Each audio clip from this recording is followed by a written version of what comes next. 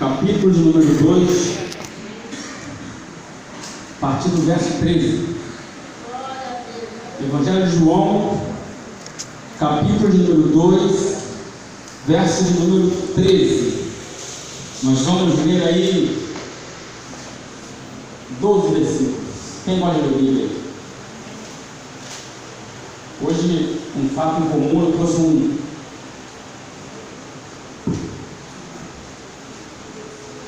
esboço, que eu não quero errar em certas coisas aqui, vai ser uma pregação diferente. Eu não vou empolgar você hoje, uma pregação, não é uma pregação empolgante.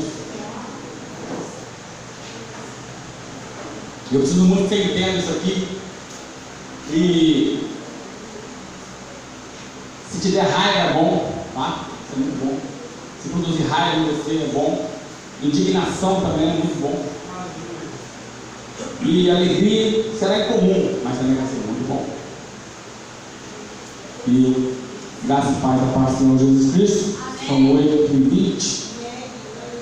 Todos acharam? O Evangelho segundo João, capítulo de número 2, a partir do verso de número 13, cujo título diz: Jesus purifica o templo. Que narra assim, abra bem os seus ouvidos. Estava próximo a Páscoa dos judeus, e Jesus subiu a Jerusalém, e achou no templo os que vendiam bois e ovelhas e pombos, e os cambiadores assentados. E tendo feito um azorrague de cordéis, lançou todos fora do templo, bem como os bois e as ovelhas, e espalhou todo o dinheiro dos cambiadores, e derrubou as mesas, e disse aos que vendiam pombos: tirai daqui estes, e não façais da casa de meu pai casa de vendas. E os seus discípulos lembraram-se do que está escrito: o zelo da tua casa me devorará. Responderam-lhe, pois, os judeus e disseram-lhe: que sinal nos mostra para fazeres isto? Jesus respondeu e disse-lhes: derribai este templo, e em 3 dias o levantarei.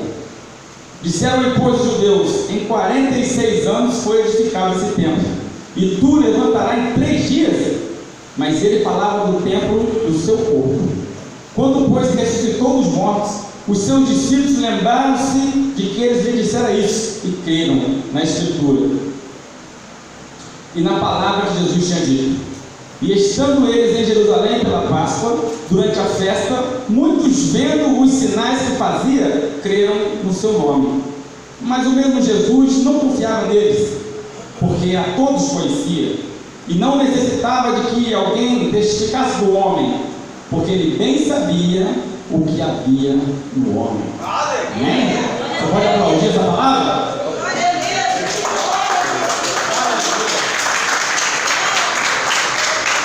Glória a Deus. Louvado é o nome do Senhor Jesus Cristo. Eu vim falar com você hoje sobre religião. Falar com você hoje sobre religião, sobre costumes e sobre mudança de vida. Quando Jesus ele chegou na terra, dia 25 foi o Natal, dia 24 foi o dia 25, e nós sabemos que a data exata não é essa, mas nós celebramos. O que importa é que se celebra. A data aproximadamente está entre março, abril, por ali, mas o importante é que nós celebremos isso e que nós creiamos que realmente ele nasceu. Jesus nasceu, viveu, foi morto, mas ressuscitou no 3º dia e vive à destra do Pai, intercedendo por nós. Essa é a verdade do Evangelho. Amém. Se desligar isso aí, está mais trabalhando que as bombas. Mas quando ele chegou aqui, já existia uma religião aqui, sabia disso? Já existia templos, e o reino de Israel, que foi escolhido, que tem uma longa história no Antigo Testamento, que ele enviou profetas e mais profetas. Jesus vai lançar isso na cara deles quando ele entra em Jerusalém. Jerusalém, Jerusalém, que mata teus profetas e apedreja aqueles que te são enviados. Quem lembra dessa frase? Você conhece essa frase? Ou seja, madrugando e enviando, pregando para um povo que não só conhecia a palavra, mas nasceu da palavra. O povo de Israel, ele nasceu da palavra. Ele nasceu de uma profecia para um homem chamado Abraão, quando ele veio lá de Arã. Padã Arã, né? Vamos lugar? Nasceu de uma promessa, falou: eu vou fazer de você uma grande nação. Você vai ser bendito entre as nações. Abraão nem viu isso, mas ele creu. Ele creu numa cidade a qual ele não tinha visto nem os fundamentos. E depois dele veio Isaac, e depois veio um homem. Pensa se fosse hoje, você chamaria ele de vacilão. Pensa num homem vacilão, era o tal de Jacó. Mas Deus fez questão de colocar ele entre os patriarcas. Dele saiu os 12 patriarcas, e dele levantou uma grande nação. Porque se Deus tem uma coisa que Deus gosta de fazer, a Bíblia diz muito isso, é reconstruir o que está caído. Aleluia. Deus não pode ver um muro quebrado, que ele vai lá e chama Neemias para reconstruir. Aleluia! O templo eles chamam Esdras, eles chamam Zorobabel para levantar um templo. E hoje ainda ele reconstrói coisas. Ele não deixa nada por perdido, a não ser que a coisa também queira se conectar a ele. A vara queira se conectar ao tronco, vai viver de novo. Está lá no livro de Jó. Eu vou falar um pouco sobre Jó hoje. Eu vim falar sobre conduta, porque hoje nós temos aprendido, hoje foi assim na ceia, quem está na ceia hoje? Amém. Coisa linda, maravilhosa. Eu gosto muito quando meu irmão evidencia a importância da cerimônia dessa ceia, e realmente, de fato, é uma cerimônia importantíssima. Só que tem virado algo religioso, simbolismo religioso, porque aquilo simboliza a comunhão e a crença que nós temos que ele morreu por nós, e agora nós precisamos viver por ele, porque não é em memória de mim, lembra de mim sempre. Aleluia. Mas lembra o que Paulo falou? Que não é só assim não, quer comamos, quer bebamos, quer façamos qualquer coisa que seja para a glória de Deus, e não adianta nada você vir cegar aquele pão, beber daquele vinho, e você não conseguir partilhar da sua mesa como necessitado, você não se importar se o seu vizinho ou se alguém tem. Mas Cristian, se eu souber que alguém está passando necessidade, eu vou ajudar, bom. Mas a Bíblia vai muito além. A Bíblia diz que você procura fazer o bem, ou seja, tem que procurar, você tem que ir até, porque você precisa ser uma cópia de Cristo. Eu nunca vi que Cristo, apesar de ser o Rei dos Reis e Senhor dos Senhores, chegou aqui na terra, arrumou um trono para ele, sentou e falou: agora que vocês tenham a minha. Não, ele foi. É lindo isso. E quando ele chegou aqui, havia um povo que conhecia a lei e veio através de uma lei dura, porque a lei mosaica era uma lei dura. Quando o Paulo falou que a letra mata, muita gente prega isso erradamente. A letra que mata é a letra da lei de Moisés. Se você roubasse, era morto. Pega a pele, morto. A lei era severa. Eu arrumei uma comparação simples para você tentar entender a lei e a graça. Eu pensei em fazer isso com o Diácono Leonardo, mas ele não está aqui. Então vou tentar, deixa eu ver algum filho que esteja aqui.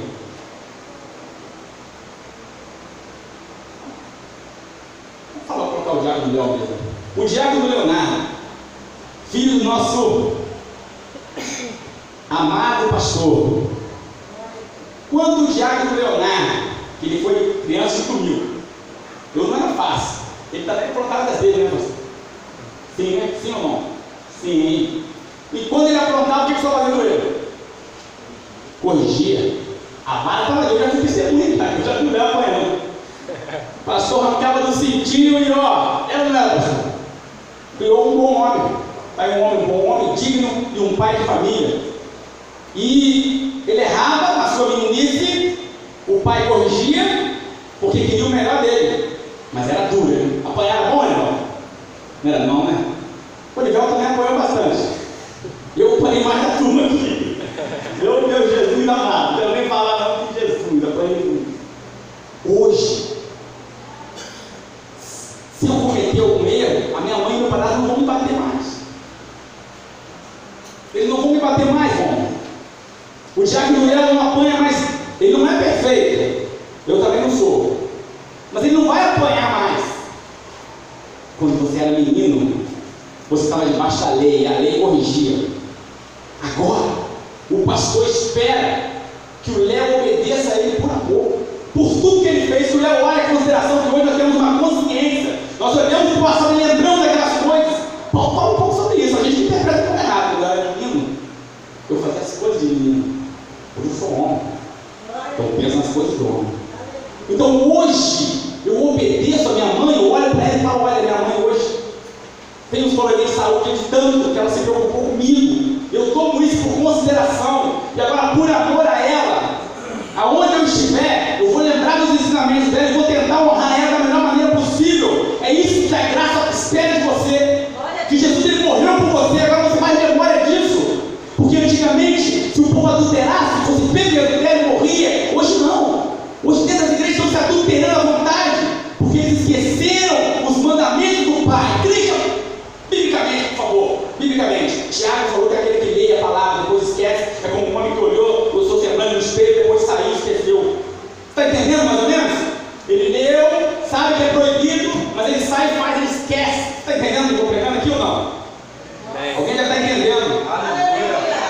Quando Jesus chegou, eu estava lendo sobre os 400 anos de silêncio, onde levantou-se homens, a religião imperou e negociou com os homens. E agora a religião era aquilo que parecia, mas não era. Eu vou provar isso para você biblicamente, que Jesus jogou isso na cara dos chefes ali, dos principais da sinagoga, dos sacerdotes, dos escribas. Jesus lança isso, Mateus 23, lança na cara deles isso. Eles tinham a aparência de uma coisa, mas eles eram outra coisa. E assim criou-se a religião, aquilo que parecia, mas não era. E hoje nós temos aqui, acontecendo a mesma coisa.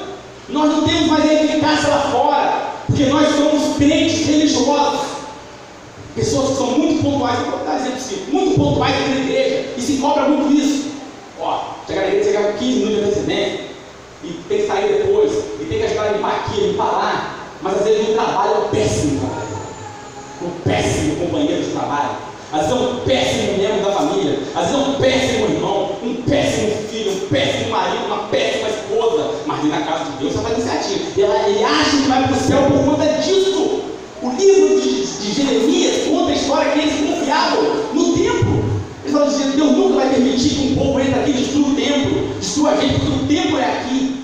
Depois você lê a história todo dia do livro de Jeremias e faça isso. Então quando Jesus chegou aqui, já tinha uma religião, eles já queriam um só Deus, mas eles faziam totalmente errado. E agora Jesus aqui no capítulo 2, ele acaba de transformar no vinho, faz o primeiro sinal. Eles não conheciam muito ele. Eles vão perguntar: por que sinal você mostra para a gente, para poder fazer isso que você fez? Quando ele chegou, as pessoas estavam vendendo pombos, vendendo animais, e fazendo cambista, dinheiro, trocando dinheiro no templo, no pátio do templo. Mas ali não tinha o sacerdote, não, irmão. Anás e Caifás já não estavam ali, porque eles foram muito bons para julgar Jesus. Não, por que eles não exerceram a autoridade deles ali? Porque estava tudo conveniente, havia paz entre o mundo aqui de dentro e o mundo lá de fora. Havia paz. Jesus agora ele entra e derruba tudo, mas o dinheiro ele pegou, porque ele precisava. Você leu que ele expulsou tudo, jogou fora o dinheiro, jogou fora de Deus. Não precisa disso. Nós temos ensinado as pessoas que elas têm que dar o dízimo aqui, só que depois as pessoas veem um necessitado lá e falam: ah, tadinho, eu vou orar para ele. Não, eu vim falar para você sobre conduta. Eu vou no livro mais antigo da Bíblia, quem conhece? Livro de Jó. Quando vai falar de um homem que foi ali, ele foi objeto de um debate entre Deus e o diabo.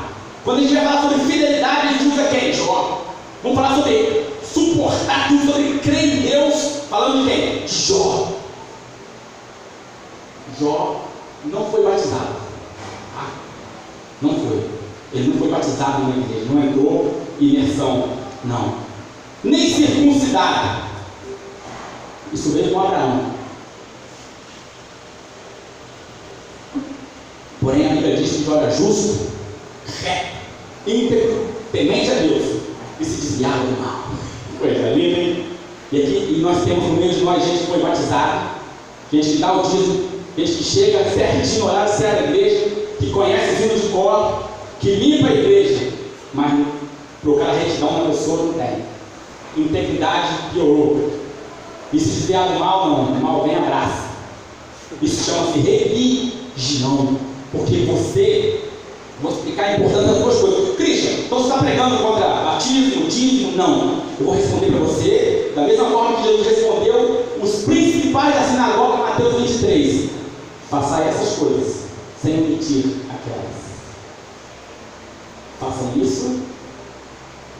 Uma vez, chegaram para Spurgeon, um sapateiro chegou para ele e falou: como que eu faço para agradar a Deus, para louvar a Deus? Ele falou para o sapateiro assim: faça um bom sapato e venda por um preço justo. Está entendendo o que de conduta? De ser uma boa pessoa, de acordar cedo, glorificar a Deus, de não gastar muito a sua água, porque você tem consciência que outras pessoas precisam, de que se você tem 2 pacotes de arroz e você entender que seu irmão não tem nenhum, você vai dividir com ele. Em Atos dos Apóstolos, quando a igreja foi surgindo a igreja que é símbolo para nós, entre eles ninguém passava necessidade, mas não é porque ninguém orava e multiplicava não, irmão, porque hoje nós temos essa crença: não, vamos orar que Deus vai multiplicar. Não, é porque quem tinha muito dividia com quem tinha nada, depois ele dividia com quem tinha pouco, e assim se fazia. O evangelho é mudança de mente. Aleluia! Primeira coisa que Jesus pregou, Mateus 4,17. Depois que ele saiu, ele foi batizado por João Batista, ele foi para o deserto, ele foi batizado em Mateus 3, foi para o deserto em Mateus 4, e em Mateus 4,17 ele vai para o deserto. A primeira coisa que ele começou a rodear a cidade e falar: arrependei-vos, porque vos é chegado o reino dos céus. Ele começou a pregar uma outra ideia. Esse se arrependeu, eu estou com uma Bíblia aqui, chama palavra-chave, tem grego, hebraico aqui, então eu fui atrás dessas coisas. Esse arrepender é mudança de mente, é você não querer mais aquilo, não é você pegar, pedir perdão, chorar e vai, aí resiste um pouquinho, depois faz de novo. Não é isso. Eu vou dar outro exemplo para você. Minha mãe lembra muito bem, quando eu era menino, eu roubei muito dinheiro da minha mãe para jogar no fliperama. Lembra disso, mãe? Roubei bastante dinheiro do paletó do Jorge, da minha mãe, apanhava. Hoje, eu não faço mais isso. Mesmo que hoje eu tenho meu próprio dinheiro, mas eu não jogo mais, eu não gosto. Aquilo ali para mim perdeu a graça. Eu entendi que aquilo ali não serve para nada, é uma coisa fútil. Você entendeu? É isso que Deus quer de você, uma mudança de mente. Você querer outras coisas. Aquele Pedro não se preocupava mais com as coisas que ele se preocupava, porque a mente dele era outra, ele era a mente de Cristo. A sede de Cristo tinha, ele também tinha, de converter pessoas, de chamar pessoas, de fazer engrandecer o reino, a ponto de ele não se preocupar mais nem com ele. Se ele tinha que pescar, se ele tinha que pescar, se a família dele precisava, não. Ele mudou a mente dele. As coisas que foram pedra de tropeço para Pedro no passado não eram mais, porque para ele era invisível. Quando a Bíblia diz que em Jó capítulo 1, verso 1, que Jó desviava do mal, ele não é interessante para ele.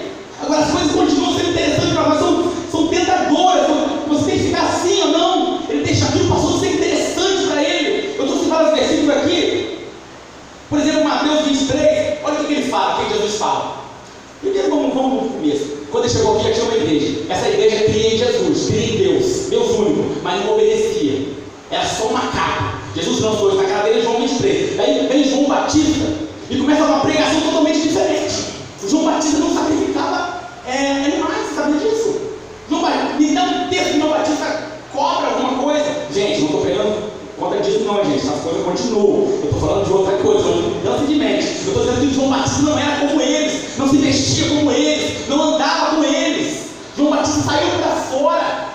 A palavra arrepender, se alguém quiser ter a Bíblia emprestada, tem uma parte aqui no dicionário só do grego e do hebraico, você vai ver que se arrepender é você não querer mais aquilo, entender que aquilo não é mais para você e se afastar daquilo. É igual o Jó falando, se desviar do mal, desviar, sai do meio deles. A pregação está alinhada com o que o pastor leu, o texto de Pedro pregando o tempo. Ele falou assim: para você se salvar, se arrependa disso aí e se salve, saindo do meio deles, sai do meio disso aí, para de andar, para de olhar para isso. Para de conviver com isso. Porque hoje nós somos bons servos, bons diáconos, bons presbíteros, e a gente não se suporta dentro da casa de Deus. Que isso? João lançou isso na cara da gente aqui, ó, primeira epístola de João. Eu não vou lembrar, eu acho que é 4. Ele diz assim: como é que você pode dizer que você ama Deus se você não vê? Você não ama nem seu irmão que você vê. Tiago vai mais. Tiago fala assim aqui: quem crê aqui que há um só Deus? Todo mundo lá. Aí Tiago fala assim: pois é, os demônios creem igualmente. Os demônios creem também, sabem exatamente, só tem um Deus. É só o que eles pedem não é uma igreja misericordiosa. A Santa Ceia que Deus quer é que você divida o seu plano com a família, que você se preocupe de verdade. Você vai fazer a diferença.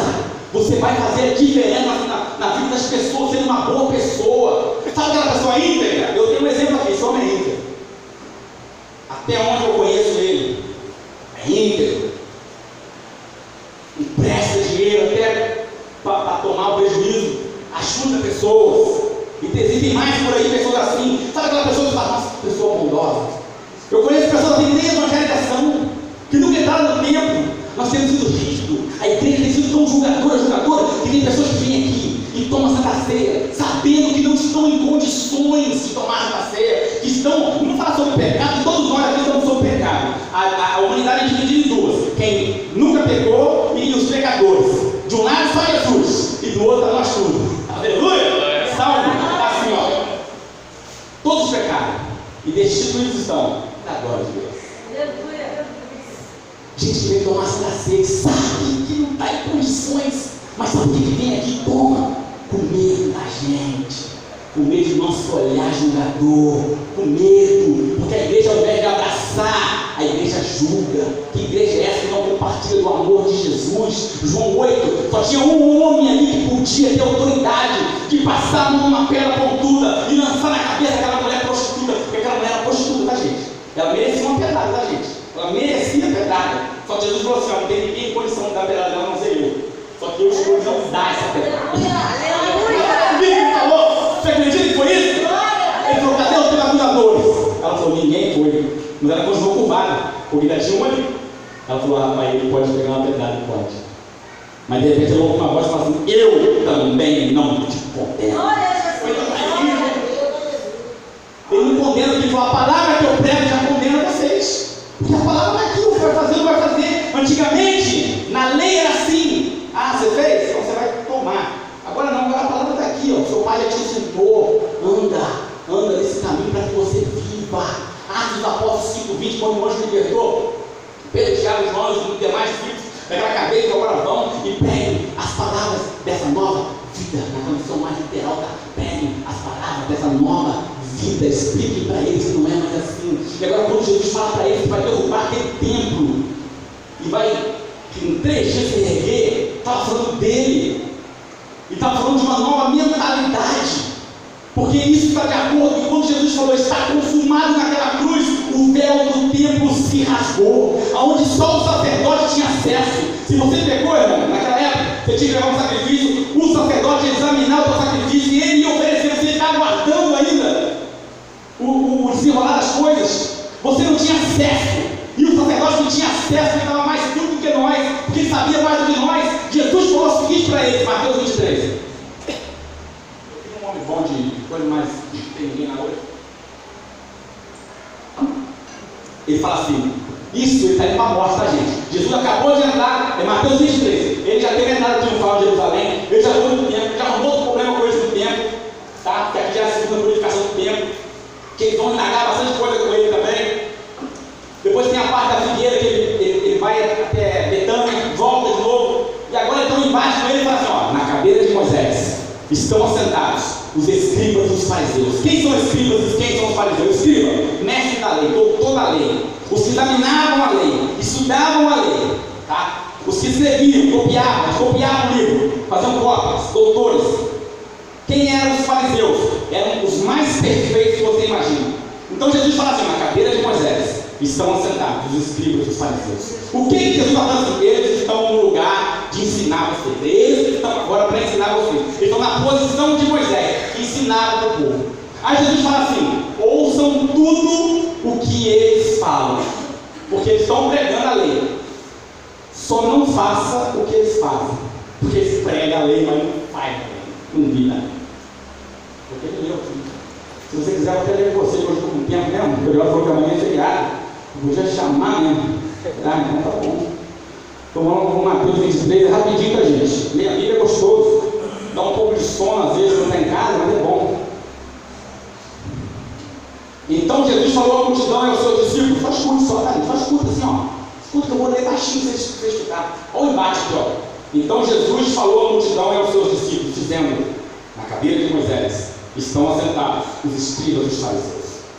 Observai, pois, e praticai tudo que vos disserem, mas não procedais em conformidade com as suas obras, porque dizem e não praticam. Aqui tem uma outra tradução, tá?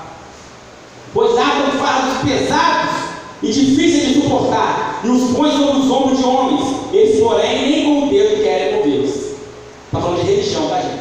Então, que existia muito bom, mas eles mesmo, em vez de todo mundo se abraçar e chorar, eles vão se arrepender, que aqui ninguém faz nada, não conseguiam sem ele, vão todo mundo abraçar e chorar, igual quando eles voltaram no exílio, e essa reuniu eles e falou: sabe por que nós fomos para o exílio? Sabe por que nós sofremos tanto? Sabe por que agora nós estamos apertados? Para plantar um negocinho não tem nada, nós voltamos uma escravidão severa? Porque nós pecamos, porque nós erramos. Agora ele começa a pregar e começa a chorar. O povo entendeu aquilo, e o povo começa a chorar de uma forma tão grande, mas tão grande, que até os vizinhos, os moradores vizinhos, escutaram o choro de arrependimento. E fazem todas as obras a fim de serem vistos pelos homens. E nós somos muito assim, a gente gosta muito de status. Pois trazem largos filactérios, é falar muito, e alargam as franjas das suas vestimenta, e amam os primeiros lugares nas ceias, as primeiras cadeiras da sinagoga, e as saudações nas praças, e serem chamados pelos homens de mestre, mestre. Vós, porém, não querais ser chamados assim, porque um só é mestre, a saber, Cristo, e todos vós sois irmãos. Aqui ele diz uma frase que está lá em Oséias, e ele repete isso também. Na verdade, ele não fala em Mateus 23, ele vai dizer isso quando ele fala aquela de Mateus. Quem lembra de chamar de Mateus? Que ele vai, chama Mateus, e Mateus agora é um cobrador de impostos, e é tido por inimigo do seu povo. E depois que ele sai com Mateus ali, vai para a casa de Mateus, e ali Mateus dá uma festa em celebração, que Mateus está muito feliz, e ele dá uma festa, e esses religiosos aqui ficam lá de fora apontando dedo para ele, aí ele come com malfeitores. E Jesus agora sai da festa, vai lá no portão e fala para eles assim, acho que é Mateus 9:9, não, Mateus 9:13, que eu vim chamar os justos. Eu vim chamar os pecadores, os doentes, e não os justos. Eu vim chamar quem está doente, eu vim cuidar de quem está doente, não de quem está justo. Então, alguns escritores falam que ele foi irônico, falou quem se acha justo, quem acha que não precisa. E aí no verso 13, ele vai dizer isso: vão e aprendam o que quer dizer misericórdia eu quero e não sacrifício. Aleluia. Mateus 9:13, ele vai dizer misericórdia eu quero e não sacrifício. E nós somos hoje uma igreja que não cumpre. Todo mundo tem pecado, a gente não cumpre, tá? A gente não cumpre, cada um luta em sua batalha contra si, mas o inimigo colocou a religião na nossa cabeça, e eu estou preocupado com o pecado do irmão. Eu estou muito preocupado com o seu pecado, e o irmão, por sua vez, está preocupado com o meu. E assim a gente fica como um cachorro correndo do rabo, tudo vai pegar, ao invés de cada um olhar para si mesmo e se entristecer por ser assim, e buscar um verdadeiro arrependimento, e tentar levantar de manhã, entregar o dia na mão de Deus e falar: eu vou fazer o certo, eu vou chegar certinho no meu trabalho, independente de eu gostar ou não do meu salário, eu vou trabalhar com afinco. Isso é bíblico. A Bíblia diz: tudo que façais como se fosse para Deus. Quando você for trabalhar naquele seu emprego que você não gosta, dá o seu melhor e fala assim: estou fazendo aqui para Deus, meu patrão não merece. Quando você for honrar a sua esposa, seu marido, não fica olhando se ele merece ou não. Você, filho, quando você for honrar o seu pai, não fica pensando se ele merece ou não. Faz a sua parte e faz assim: eu estou fazendo para Deus, que não deve ninguém. Isso é ser íntegro, isso é ser cristão, é você se condoer com o outro. Jesus falou que aquele maior do reino dos céus, está lá em Marcos capítulo 10, ele vai explicar quando ele está indo para Jerusalém para morrer, e a mãe, o livro de Mateus é mais pesado, que fala que João e Tiago mandou a mãe falar com Jesus, que aí a mãe já pega mais no coração de Jesus, que a mãe pede: quando você virar rei aqui, deixa que um filho meu senta à direita e outro filho meu senta à esquerda. Eles estão pensando em quê? Em posição. Jesus falou: deixa eu explicar uma coisa para vocês. No reino dos homens é assim: o maior subjuga o menor e manda no menor. O mais poderoso tem mais dinheiro, mais forte, mais então ele domina sobre o maior. No reino do céu não é assim. Se você quiser ser o melhor, você precisa ser servo de todos. Ele, no original, usa a palavra escravo. Você quer ser o melhor do reino do céu? Quer? Sirva a todos. Sai ajudando todo mundo. Você quer ser liderando da igreja? Ajuda todo mundo. Não é só aqui dentro, não. Lá de fora também. Lá de fora. Faça o melhor que você puder fazer. Porque eu consigo ver a graça, a misericórdia de Deus, o amor de Deus, o perdão de Deus sendo no Velho Testamento, pela alma da lei.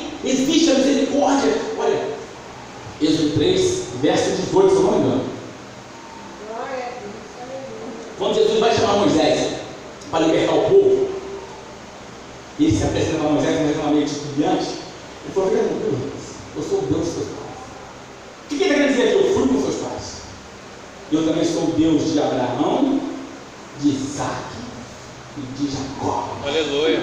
Ele poderia ter falado Israel, porque ele já tinha mudado o nome, mas ele queria evidenciar: eu reconstruo coisas, eu dou jeito em coisas que não tem jeito. Isso aí é um amor de Deus. Quando você vai ver em Êxodo 34, Deus falando para Moisés assim: Moisés, pega novas tábuas e traz para mim que eu vou reescrevê-las. Aquelas tábuas que você quebrou. Olha que coisa mais linda, cara. Você não entende isso não, né? Moisés pegou as tábuas que Deus escreveu e quebrou. Era como quebrar essa palavra de Deus. Nós fazemos isso todos os dias, que nós conhecemos a palavra de Deus, sabemos que ela é contra nossas práticas, nós vamos lá na rua e praticamos isso, nós estamos quebrando isso. E agora ele fala com Moisés: Moisés, labra novas pedras que eu vou escrever novamente.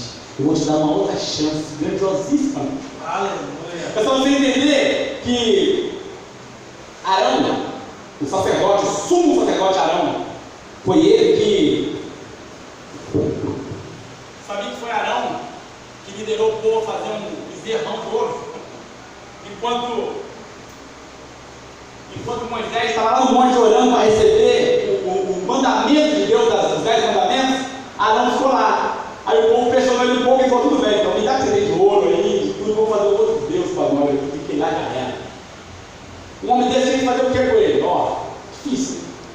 Deus chamou esse homem porque como sumo sacerdote, o primeiro da linhagem. E só os descendentes dele seriam. Isso aí é misericórdia de Deus. A igreja hoje devia compartilhar desse amor e atrás das pessoas, porque nós nos importamos muito com a nossa religião aqui, com o nosso culto ser muito perfeito, com a nossa casa ser muito perfeita. E na verdade, a Bíblia fala sobre integridade, sobre mudança de vida. Acho que é 2 Coríntios 9, 2 Coríntios 15, alguma coisa, que fala sobre aquele que está em Cristo. Nova criatura é. As coisas velhas se passaram e tudo se fez novo. Aleluia. Lá na sua casa, se você era alguém preguiçoso, você não vai ser mais. Se você era alguém que falava palavrão, você não vai ser mais. Se você era alguém que cobiçava, você não vai cobiçar mais. Se você era algum caluniador, um fofoqueiro, porque às vezes nós somos muito bons aqui dentro. Eu vou bater muito nessa tecla da religião. Quer ver a pregação de João Batista? Lembra que eu falei para você que a pregação de João Batista era diferente? Vocês lembram, né? Então, Lucas, se eu não me engano, era Lucas 2:10. Ou Lucas 1:10, mas acho que é Lucas 2:10. Ele começou a pregar e o povo foi lá ouvir a pregação dele, porque era algo que fazia comichar os ouvidos. Mas não tinha tempo? Tinha tempo. Mas eles não tinham poder de Deus, não tinham autoridade. Por isso que eles falaram de Jesus. Ele não prega como os sacerdotes, ele prega com a autoridade de Deus. Eles viam o efeito de Deus das palavras daquele homem, porque eles pregavam a verdade. E agora João Batista começa a pregar, e pregar duro. E o povo abre o coração e fala: o que eu tenho que fazer para minha rede, para me salvar? Mas a religião não tinha ensinado que era só matar um bicho, era só matar um animal e andar na lei. Agora eles querem saber. Acho que é Lucas 2:10, depois vocês conferem lá. Eles queriam saber o que farei. Ele começou a falar que ele tem 2 túnicas, reparte com quem não tem. Aquele que ganha muito, divide com quem não tem. Soldado, você é soldado? Então quando você for cobrar imposto, não cobre mais do que é devido. Está falando de conduta. Você não tem sentido de efeito, não sei por que isso não tem sentido de efeito. Nós temos crentes trapaceiros no meio de nós. Crentes que almejam ganhar. Não é errado você querer ganhar, não, mas não com a perda do outro. Crentes briguentos, nós somos brigões demais nas nossas igrejas. Nós nos importamos demais com as coisas materiais. Jesus disse que não era para a gente juntar tesouro aqui na terra. Aleluia. Glória a Deus. Um coração grato. Peça a Deus um coração grato. Sabe que isso é dom de Deus? É dom de Deus. Porque você tem pessoas que têm uma boa casa, um bom carro e reclamam de tudo. Não tem um coração grato. Eu já vi pessoas que moram de aluguel, que têm móveis velhos e acordam e é grato a Deus, graças a Deus. Porque quem é grato a Deus é grato a favor. Quando ele não tem nada, ele busca alguma coisa para agradecer. Ele agradece e com a brisa debaixo do rolo, ele fala: glória a Deus por essa brisa. Eu conheço pessoas assim. E tem pessoas que têm um belo carro, 2 carros, uma casa, uma esposa, tem filhos. ingratidão, isso é pecado. Isso é pecado. Se tem alguém aqui assim, repreende isso, peça a Deus um coração grato, um coração agradecido a Deus. Aleluia. A religião hoje coloca peso em cima da gente, parece algo pesado, penoso vir aqui. Nossa, culto de novo, mas foi fim de ano. Isso não te causa prazer, porque você é escravo de uma religião, você não foi transformado, você não é gerido pelo amor. Quando Jesus se entregou, ele não esperava nada de você, não. Você não tinha nada para dar para Jesus, nada, nem eu nem você. E ele fez tudo que ele fez por amor. Ele explicou isso para Nicodemos. Ele falou, porque Deus amou o mundo. E ele espera agora o mesmo de você. Aleluia. Ele espera que você é movido pelo amor. O mundo é sua mente. Você faz porque você entende que aquilo tem que ser feito, que aquilo é o melhor, que aquilo agrada a Deus. Essa que é a mudança. Nós temos sido religiosos. A gente vem aqui como se fosse um serviço, falava de cartão.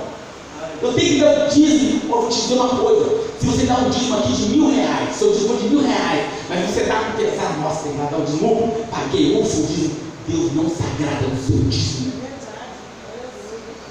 Cristo tem vez de falar assim: não, você pode dar R$1.000, você dá assim, nossa, tem dízimo, ufa, o menos uma conta lá que eu pagar, o dízimo já foi. Ele não se agrada, ele não precisa do seu dinheiro, ele quer um coração grato, ele quer honra. Lá em 2 Coríntios capítulo 7,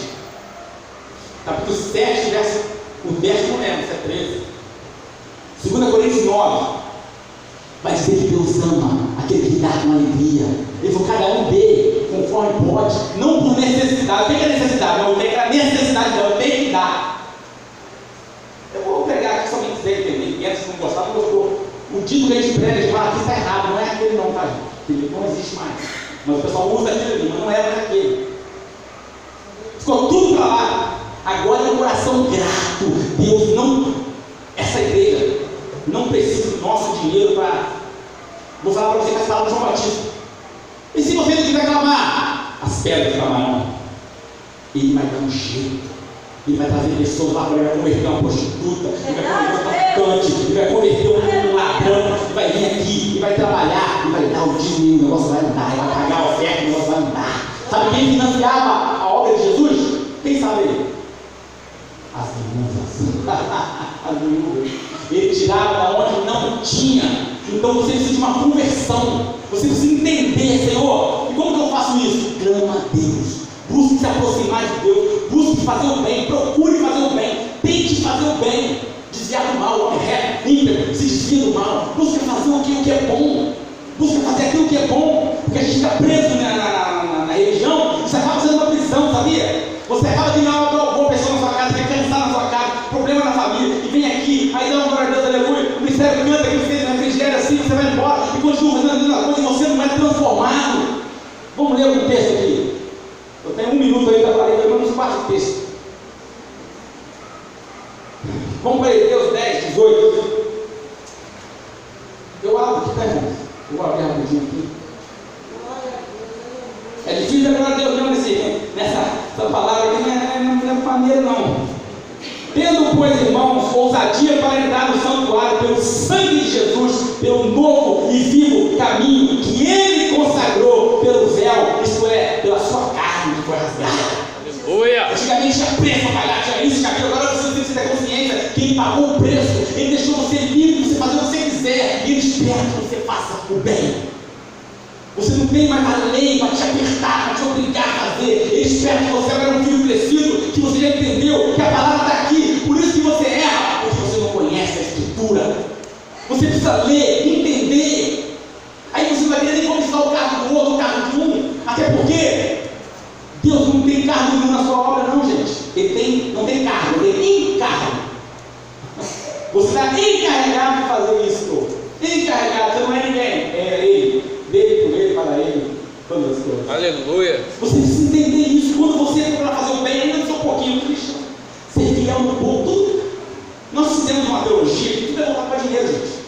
Aquele dá e você dá, boa medida, recalcada, sacudido, transbordante, generosamente nos darão. O contexto é de perdão. Mas perdão, vai ser boa medida, recalcada, sacudido, transbordante, meu bolso vai desse tamanho. Perdão. A Bíblia diz não, mas não tem tesouro. Jesus falou, como que ele contradiz ele mesmo? Você está falando para ele, não juntar dinheiro aqui, eu vou fazer para juntar dinheiro.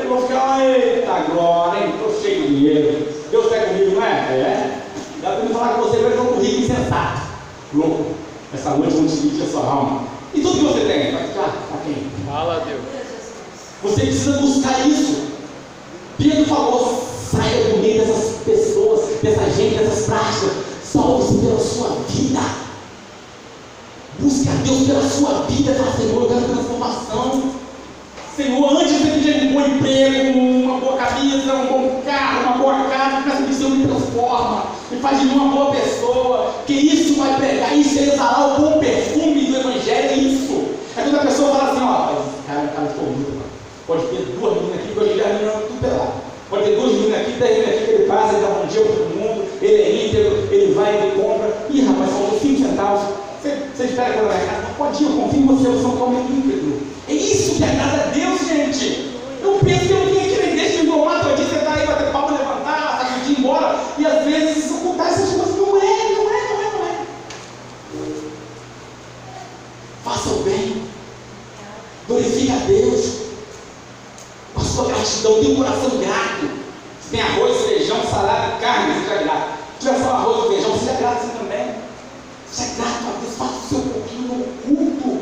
Hoje em dia a religião diz que tem que expor tudo tem que expor. Você ajuda uma pessoa, tem que falar, tem que sei o quê. Não tem nada a ver com isso. Jesus é totalmente diferente. O que a direita faz, a esquerda não precisa fazer. Faça o bem, porque você é bom. Porque você reflete a bondade de Cristo. É isso que eu vim chamar você para isso. Nem preguei tudo que eu tinha que pregar, mas vamos terminar com João 8:32. Conhecerei a verdade. E a verdade nos libertará. Eu agradeço a oportunidade, em nome de Jesus.